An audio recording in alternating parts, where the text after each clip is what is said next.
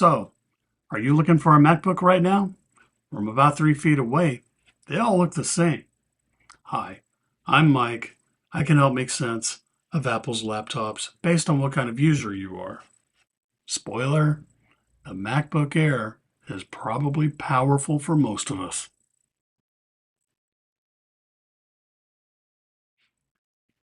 At the time of this recording, it is mid-2025. Apple offers two lines of laptops. The MacBook Air, that's your option for a lightweight computer, very quiet. It's great for everyday computing and even light creative work. And you have the MacBook Pro. This option offers much more capability, a few more ports for you to work with, active cooling, and a bigger price tag. What's best for you depends on the kind of user you are. The vast majority of us are general users. We focus on dealing with email. We surf the web. We deal with some office documents. We might edit a few photos. We might even be interested in light video editing in iMovie. So based on those tasks, I would suggest that the MacBook Air is probably the best option. It comes with 16 gigabytes of RAM, which is pretty good for today's standards. And the base model comes with 256 gigabytes of storage, and you can fairly easily jump up to 512 gigabytes of storage. Now let's move on to developers and power users. These people code, they run several virtual machines, and they live in 48 tabs open to several different GitHub repositories. And for them, I highly recommend the MacBook Pro with the M4 Pro chip. I also recommend 36 gigabytes of unified memory at a minimum.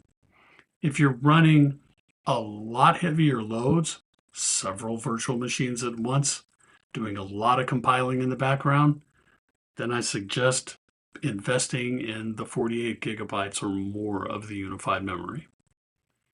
And you're probably going to have to look really close at least 1 terabyte of data storage. Now let's move on to creators. These people deal with video, audio, motion. They're running Final Cut Pro. They're running Blender. They're running Logic. For this group of people, I strongly suggest the MacBook Pro with the M4 Max chip. They need to start with at least 36 megabytes of unified memory, and they might want to consider all the way up to the 128 gigabytes, depending upon what sort of tasks they're actually performing. So why do I make these recommendations based on the users? This is where we'll sink a little deeper into the specs of the MacBook Air and the MacBook Pro models. Let's start with the chips. Here in mid-2025, Apple offers the M4 lineup. The base M4 chip is a very capable, very powerful chip, and it handles everyday computing with no problems at all, ever. Let's move up to the M4 Pro chip. This one offers more graphics cores, more computing cores, so it can handle a larger, more demanding load for things like video editing or 3D modeling. Let's move from the M4 Pro chip to the M4 Max. The Max offers many more graphics cores, many more computing cores. It can handle significant loads of very demanding applications. We're talking about video editing with hundreds or maybe even thousands of clips, transitions, and color correction. We're talking about 3D modeling with very intricate assemblies put together, ready for industrial review. Now let's move on to unified memory. Unified memory is Apple's answer to random access memory. However, Apple's approach was to put that memory on the same chip as the M4 chip. This means that the efficiency with which these components can speak to each other, share that information, and increase performance is second to none, at least at this point. Now, the base systems all come with 16 gigabytes in 2025. So the average user has nothing to fear. You're future-proofed for quite a while. So don't sweat the 16 gigabytes as the base model, and that's something you should avoid. No, it's something you should embrace. For developers and creators, however, I suggest they start with the 24 gigabytes that's offered in the pro level models.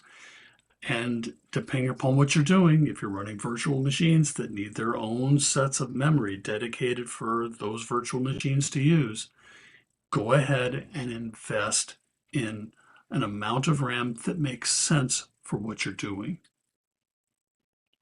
Now let's talk about data storage. Sit down and brace yourself. Apple's data storage options are crazy expensive. They are also objectively superior. Now, how much data storage you need is going to depend on how you work.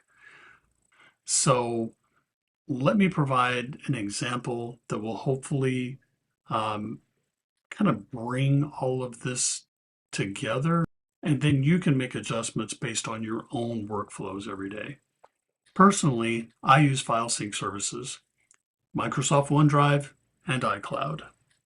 And I have a primary computing device, which is a desktop with adequate storage. In my case, 1 terabyte. Now, for me, that means that my laptop doesn't need to have a lot of data storage in it. I rely on iCloud file sync and the Microsoft OneDrive file sync to make sure that all of my files that might be on that main computer can make it over to my laptop device with great dependability.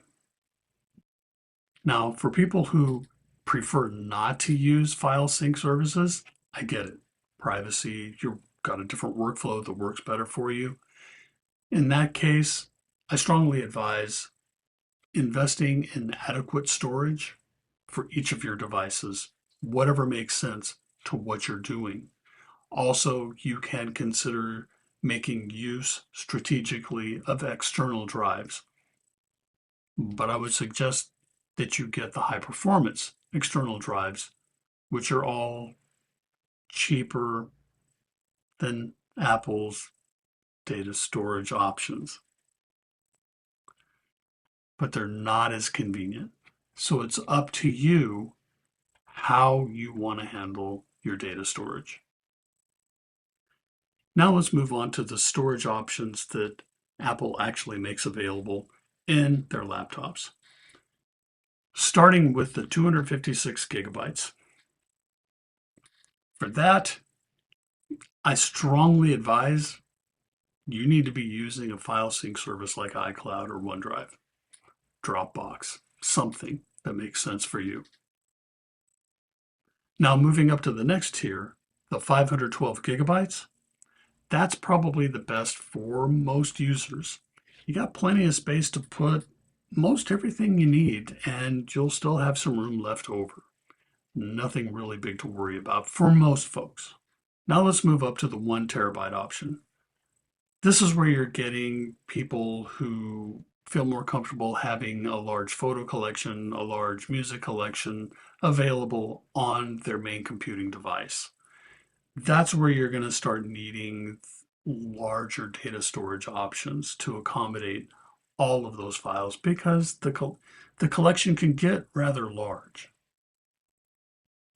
Moving up from there, Apple also offers the 2 terabyte all the way up to the 8 terabyte option. These are really intended for people who are going to be working with files, photo editing, 3D modeling that can actually become ginormous, and they're going to need it on their device so that they can work on it high speed without any interruptions or jitters across their timelines, that sort of thing. My guess is that if you need 4 or 8 terabytes, you already know it, and you're probably not watching this video. And all right, just to make things brief, let's jump through the rest of the specs here. Your display, the pros are better, but all of them are great. The battery, they have different measurements, but they're all going to last you all day. Weight, the Air models are all roughly 3 pounds. But keep in mind that 16-inch MacBook Pro model that you have your eye on is going to weigh in close to 5 pounds. The webcams, they're all solid. They're not great, but they're okay. Trackpad, keyboard, they're excellent. They offer Force Touch. They're all backlit. Wi-Fi, they're fast enough. And all of them offer Touch ID for biometric authentication to the device. Okay, let's wrap up with a couple of buying tips. First off, don't overbuy. Mainly because Apple's silicon chips and the systems they create are all solid performers. They handle things extremely well. And another reason not to overbuy is if you take it home and then you're more demanding than you realized you were, Apple has a 14-day generous return period. Make use of it. And now let's talk about discounts. Apple's not really known for putting things on sale, but that doesn't mean you can't find them somewhere. If you are a student or an educator, you can use the educational store. Also, your employer might offer a discount program that includes Apple products. Look into it. Ask your HR person. And keep in mind that if you're vigilant, you can catch sales at Amazon, Best Buy, and some other retailers, B&H, Adorama, a few things that are off the top of my head here. Keep an eye out for them. And should you consider the Apple warranty program, Apple Care Plus? It's up to you. If you're going to be rough on a laptop, if you accidentally drop things every now and then, the repairs aren't free, but they are cheaper than you would otherwise need to pay. Also, Apple Care Plus, if something happens, you will be amazed how quickly they turn your device around. So Apple Care Plus might be a good idea for you, but it's up to you.